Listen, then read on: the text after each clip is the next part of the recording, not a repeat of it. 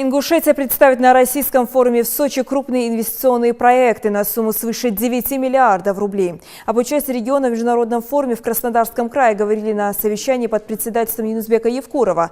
По данным Минэкономразвития Республики, в рамках деловой программы состоится презентация инвестиционного потенциала республики и планируется подписать ряд соглашений. Руководитель субъекта призвал инвесторов выводить проекты в Малгобек, Сунжу и Карабулак. Также Юнусбек Евкуров отметил, что необходимо соблюдать жесткие графики сдачи объектов, согласовывать их с архитекторами. Напомним, в этом году инвестфорум состоится 27 и 28 февраля. Ключевая тема – новые проекты для роста. Двухдневная деловая программа форума включает в себя 27 мероприятий, в том числе пленарное заседание с участием председателя правительства России Дмитрия Медведева. Подготовлены и направлены в правительство проекты инвестиционных соглашений, запланированных к подписанию на форуме. В рамках форума планируется подписание инвестиционных соглашений на общую сумму свыше 9 миллиардов рублей со следующими инвесторами.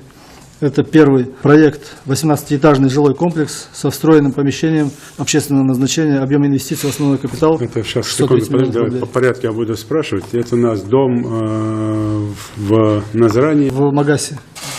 Проект торгово-развлекательный центр «Шоан», объем инвестиций в основной капитал 250 миллионов рублей. Это тоже город Магас. Экосистема Хамхоев. Экосистема Хамхоев, Хорович. Что делаешь, Маша, дальше? Ничего, мы приступили к работе, заказали сортировочный завод, вот уже в середине апреля он должен поступить. А это что вы делаете? Комплекс по переработке твердобытовых отходов. Где он у нас будет стоять? В Сунже.